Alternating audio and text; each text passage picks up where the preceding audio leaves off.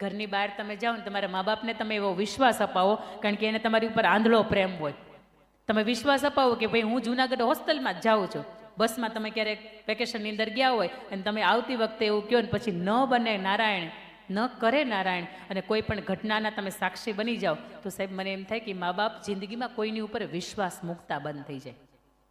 જે તમે મા બાપના ન થાવ, તમારા દુનિયામાં થાવું કોનું? કોનું થવું?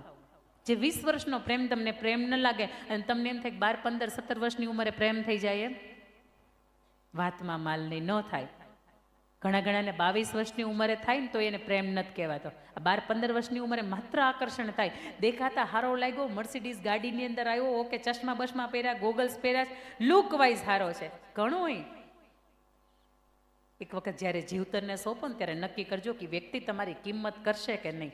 તમારી કિંમત છે સામે એટલી એની કિંમત છે કે નહીં. 1 મહિના પહેલાં પાટીદાર સમાજમાંથી એક ઘટના બની, સતત એ મીડિયાની અંદર હાઈલાઇટ ઉપર એ ઘટના આવી કે દીકરી કલાકાર છે અને જ્યારે પાત્રની ગોતવાની પસંદગીની અંદર કોઈ ભૂલ થાય છતાં એ દીકરી એવું કે આ તો મારું જીવન છે, તમે કોઈ એમાં વચ્ચે ન પડો તો સારી વાત છે. મને એમ થાય કે દીકરીને જ્યારે મંચ ઉપર આવવું હતું ને ત્યારે કેટલાય મા બાપે એવું કીધું હતું કે નહીં, દીકરીને આટલી બધી છૂટછાટ ન દેવાય, છતાં એને પપ્પાએ એવું કીધું હતું કે મારે દીકરો થઈને ઊભી રહેશે.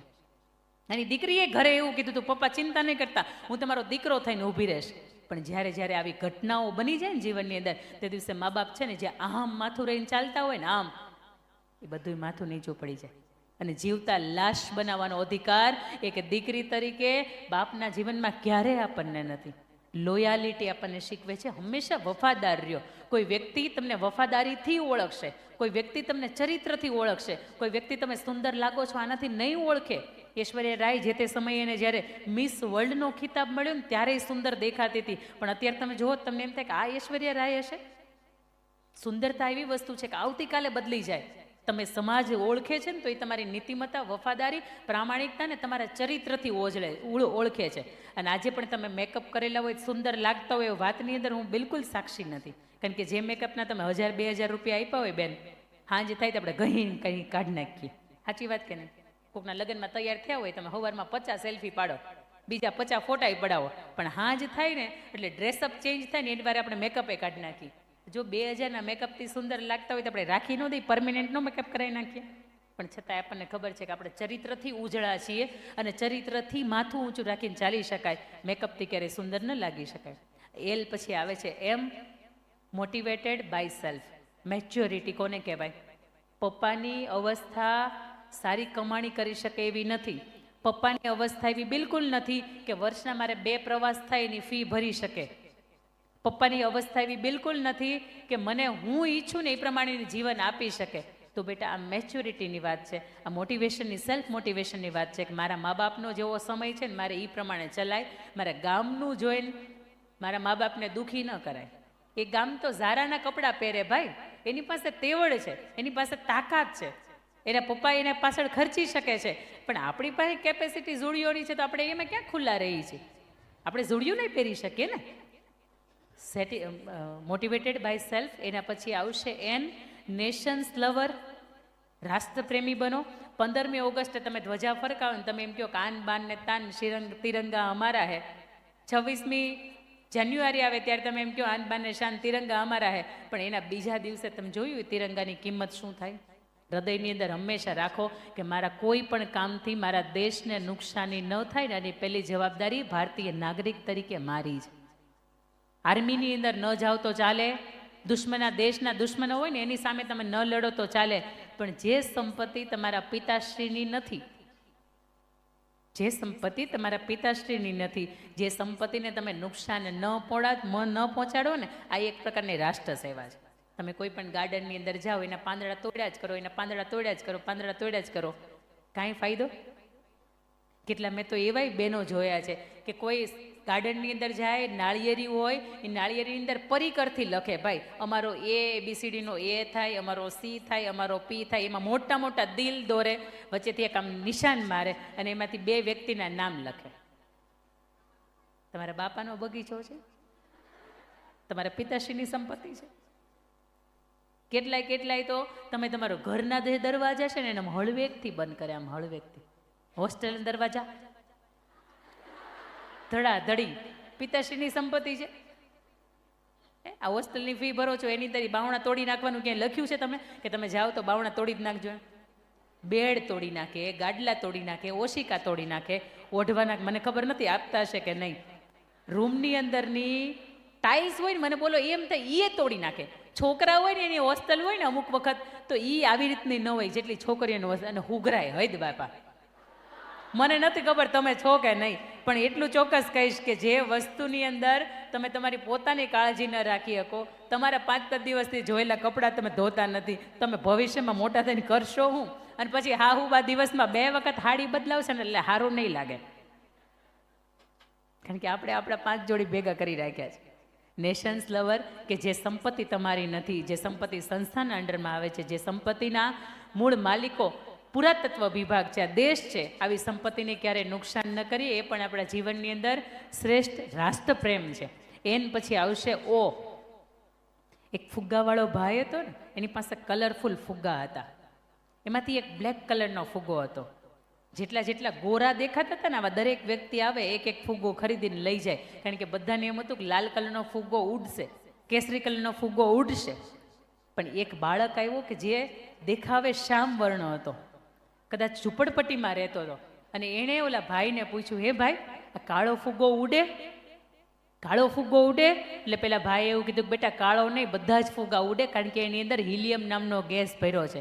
અને ત્યારે એ બાળકને સમજાતું ભલે ને હું ઝૂંપડપટ્ટીમાંથી આવું છું, મારી અંદર પણ ઉડવાની તાકાત છે. ઓ ધેટ મીન્સ ઓપ્ટિમિસ્ટિક, આશાવાદી બનો. ઓ ધેટ મીન્સ ઓપ્ટિમિસ્ટિક, આશાવાદી બનો. એ જ પછી સોરી એક આપણે વચ્ચે કેરેક્ટર ભૂલ્યા છે. આઈ પછી જે પછી કે પછી એમાં જી આપણે ભૂલ્યા છે. યસ, જી પછી એચ આવે છે. EFG. G that means gratitude. આપણા જીવનની અંદર કોઈ આપણા માટે કંઈક સારું કરે છે અને નિસ્વાર્થ ભાવથી કરે છે તો એટલીસ્ટ આપણે એને થેન્ક યુ કહેતા શીખીએ. તમને એમ થાય કે અનિલ અંબાણી પાસે, મુકેશ અંબાણી પાસે આટલા બધા પૈસા છે, એના ડ્રાઈવરને થેન્ક યુ કહેતા હશે? એના ઇન્ટરવ્યૂની અંદર એ સાબિત કરે છે કે હા મારો ડ્રાઈવર મને ઓન ટાઈમ મારે જે જગ્યાએ જવાનું છે ત્યાં મને પહોંચાડે છે ને, તો એક વખત હું એના પીઠ થપથપાવીને એમ કહું છું થેન્ક યુ. તમારા જીવનની અંદર કોઈ પણ વ્યક્તિ, સરસ મજાની તમે કોરિયોગ્રાફી કરી, અમે તમારા માટે તાલી પાડી, પણ કોરિયોગ્રાફીના ટીચર્સને તમે એક વખત ભેટીને એવું કીધું થેન્ક યુ એમ? આ અમારી સિસ્ટમમાં આવતું નથી, અને આ સિસ્ટમમાં લાવવાનું છે. કોઈ વ્યક્તિ તમારા માટે કંઈક સારું કરે છે ને તો થેન્ક યુ કહો. મમ્મી ઓલા વિમલના થેલા ભરી ભરીને સવારમાં આવતી હતી, વિમલના થેલા ભરી ભરીને દઈ ગયા તમને. એક વખત મમ્મીના ભર કેવું કીધું, થેન્ક યુ કીધું? એ તો તારું કામ છે. અને કેટલાય લિસ્ટ મેં કરી રાખ્યા હતા, એમાંથી એકાદી વસ્તુ નહીં આવી હોય ને એની ગણતરી આપણે આપણા મમ્મીની પાસે કરાવશું. પણ એટલું બધું સવારમાં વહેલી 4 વાગ્યા ઉઠીને તમારા માટે લાવી છે ને, આના માટે જય સીતારામ. જી પછી એચ હેબિટ્સ કરી, એચ પછી આઈ, જે, કે, એલ, એમ, એન, ઓ પણ મેં તમને કહ્યું ઓપ્ટિમિસ્ટિક, આશાવાદી વ્યક્તિત્વ, કે જે કંઈ પણ થશે મને આશા છે કે સારું જ થશે.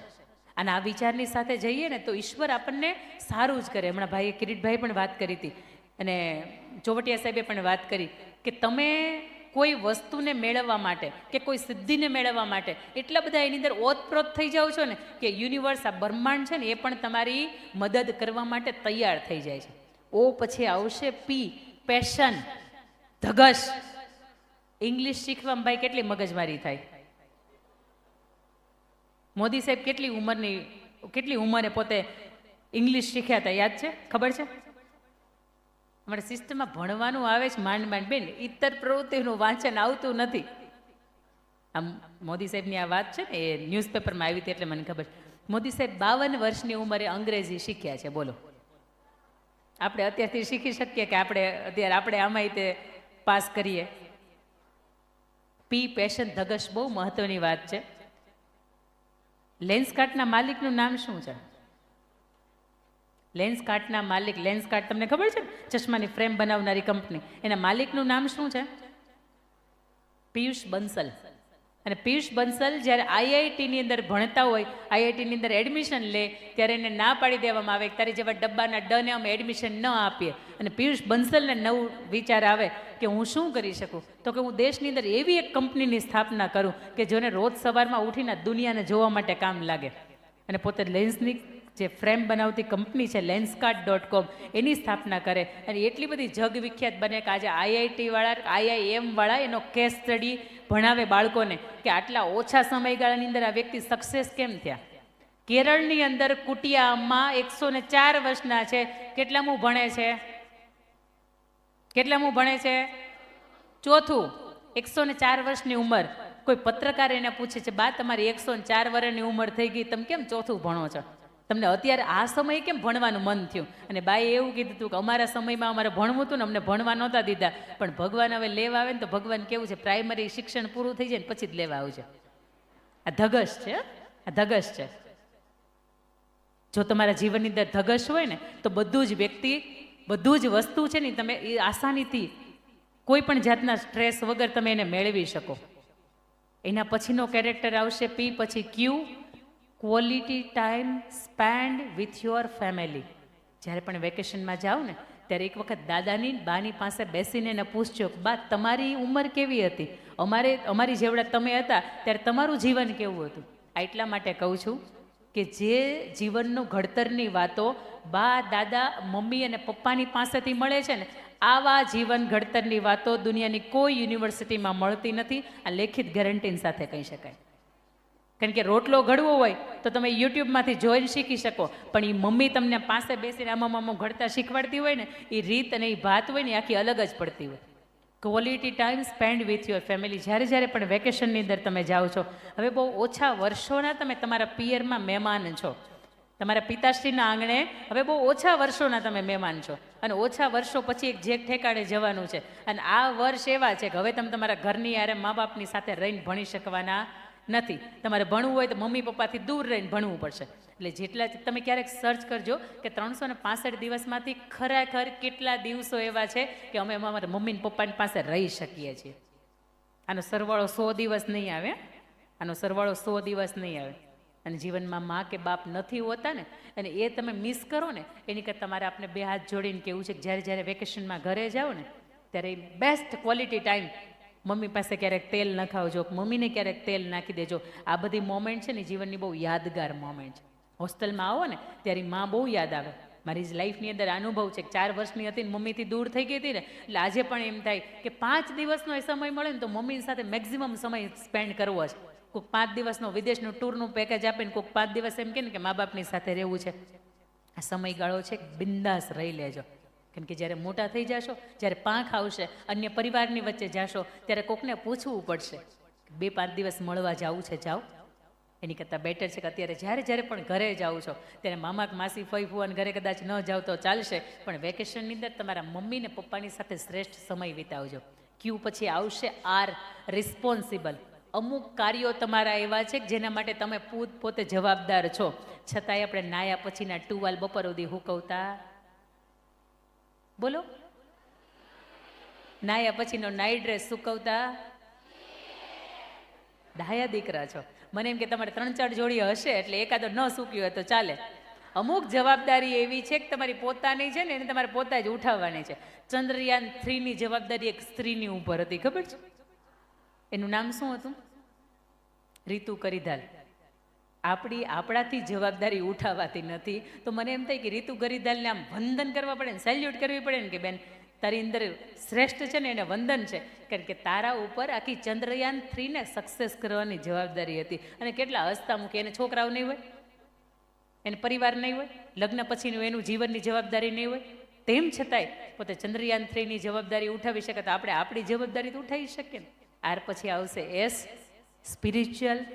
હું એવું ક્યારેય નથી કહેતી કે ઈશ્વરને પગે લાગો, કે આવું ક્યારેય નથી કહેતી. મંદિરમાં જાઓ એટલા માટે નથી કહેતી કે ઈશ્વર એનો હાથ છે ને તમારા ઉપર મૂકવા માટે નહીં આવે. નો ડાઉટ તમને ગોડની બ્લેસિંગ્સ મળશે, પણ એનો હાથ એ મૂર્તિમાંથી તમારે બાર ઉપર નહીં મૂકવા આવે. પણ મા કે બાપને તમે પગે લાગશો ને તો એક વખત એનો હાથ છે ને તમારા માથા ઉપર મૂકશે. બોલો હા કે ના? મંદિરની અંદર પગે લાગવાના છતાંય તમારા જીવનની અંદર સુખ અને દુઃખ બે આવે, પણ માને તમે પગે લાગો ને તો મા તમને અંતરથી સુખી થાવ ને આવા જ આશીર્વાદ આપે. પણ તમને ખબર છે આપણે પગે કેવી રીતે લાગીએ છીએ? કારણ કે કમરનું તો આપણે ઓપરેશન કરાવ્યું હોય. એનો જમણો પગ એનો ડાબો પગ એના હૃદયની અંદર મૂકીએ અને પછી માથા ઉપર મૂકીએ. આ સ્પિરિચ્યુઆલિટી આટલી જીવનમાં રાખજો કે એ બે વ્યક્તિને તમે નમશો ને, જગતમાં કોઈના બાપની તાકાત નથી તમને નમાવે. કારણ કે આ ઉર્જા છે ને એ મા બાપના આશીર્વાદથી મળે છે. અને હવે તમે એને પગે લાગો ને, અને બીજી વાત કે તમારી હોસ્ટેલ લાઈફ છે ને એની સાથે તમે તમારું નાનકડું મંદિર રાખો છો કે નથી રાખતા? રાખો છો ને. એ મંદિરની સાથે મમ્મીની અને પપ્પાની પાસપોર્ટ કોપી છે ને એ રાખજો. જીવનમાં ક્યારેય ભાગવાનો વિચાર નહીં આવે, ક્યારેય આવો વિચાર નહીં આવે. કારણ કે જે વ્યક્તિને જોઈને તમે ભગવાનની સાક્ષીએ મૂક્યા હોય ને, મા બાપ ભગવાન છે, બોલો હા કે ના? તો ભગવાનની જ્યારે પૂજા કરો છો ને ત્યારે મમ્મીની પપ્પાની હવે ઘરે જાઓ અથવા તો મમ્મી પપ્પા આવે ને ત્યારે એની પાસે નાની નાની પાસપોર્ટ કોપી મંગાવી લેજો, છે ને. એક વખત રોજ એને પગે લાગજો. એટલા માટે કે તમે રોજ પ્રત્યક્ષપણે તો નહીં લાગો, પણ જ્યારે જ્યારે તમે પગે લાગશો ને ત્યારે એના બ્લેસિંગ્સ તમને એ બેઠા હશે ને ત્યાંથી આપતા હશે. રોજ તમારા માથા ઉપર હાથ મૂકવા નહીં આવે, પણ જ્યારે જ્યારે હાથ મૂકશે ને ત્યારે જીવનના અઢળક આશીર્વાદ છે ને તમને એક સાથે આપશે. અને તમે પગે લાગો ને ત્યારે એના આંખમાંથી આંસુ ટપકતા હોય. હું કામ એને કે મારી દીકરી કોઈને અમે ઝૂકે નહીં ને, આવી મારે એને બનાવવાની છે. એટલા માટે જેને નથી ને એક વખત એને પૂછજો કે મા બાપની કિંમત શું હોય. એક વખત એને નમતા જશો. મેં તમને કહ્યું એમ કે કેવી રીતે નમવાનું છે. પહેલાં જમણો પગનો અંગૂઠો, પછી ડાબા પગનો અંગૂઠો, પછી એને હૃદયમાં રાખજો અને પછી એને મસ્તક ઉપર રાખજો.